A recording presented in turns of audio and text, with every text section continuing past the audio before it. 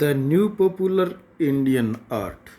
In the 19th century, a new word of popular art development in many of the cities of India. Next, in Bengal, around the pilgrim centers of the temple of Kali Ghat, local village scroll painters called Phantus and potters called Kumhars in Indian at the North India began developing a new style of art. They moved from the surrounding village into Calcutta in the early 19th century. This was a time when the city was expanding as a commercial and administrative center. Colonial offices were coming up, new buildings and roads were being built, markets were being established.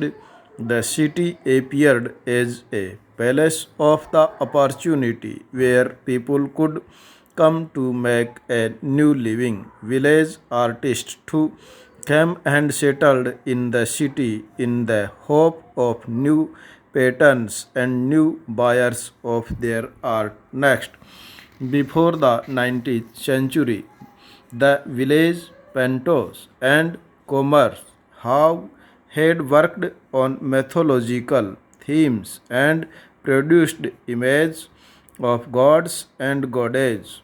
On shifting to Kalighat, they continued to paint these religious images. Traditionally, the figures in scroll paintings looked flat, not rounded. Now Kalighat painters began to us, shading to give them a rounded form to make the image look there.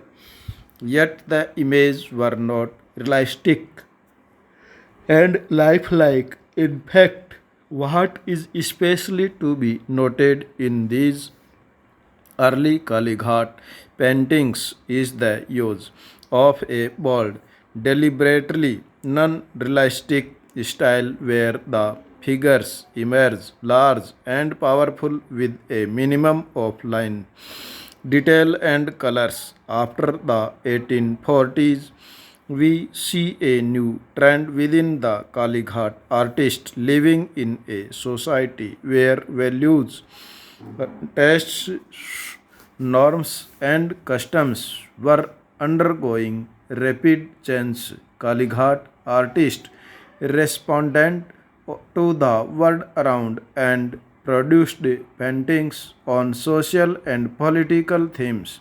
Next, many of the late 19th century Kalighat paintings depict social life under British rule. Of the artist mocked at the chance they saw around, ridiculing the new tastes of those who spoke in English and adopted Western liabilities, dressed like Sahib, smoked cigarette or on the chairs. They made ton of the Western bamboo, criticized corrupt prestige, and warned against women moving out of their homes.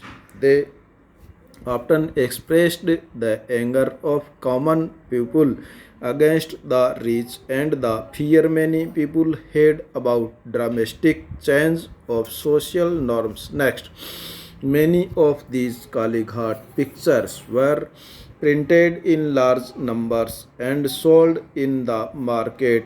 Initially, the images were engraved in wooden blocks. The carved block was inked, pressed against paper. Then the woodcut prints that were produced were colored by hand. In this way, many copies could be produced from the same blocks. By the late 19th century, mechanical printing press were set up in different parts of India, which allowed prints to be produced in even larger numbers. Next, these prints could therefore be sold cheap in the market. Even the poor could buy them. Popular print were not painted only by the poor village Kalighat Patas. Often middle class Indian artists set up printings presses and produced prints for a wide market. They were trained in British art school in new methods of life study, oil paintings, and print making. One of the most successful of these presses that were set up in late 19th century Calcutta was in the Calcutta Art Studio. It produced lifelike image of eminent Bengali personalities as well as mythological pictures. But these mythological pictures were realistic. The figures were located in picturesque landscape settings with mountains, lakes, rivers, and forests.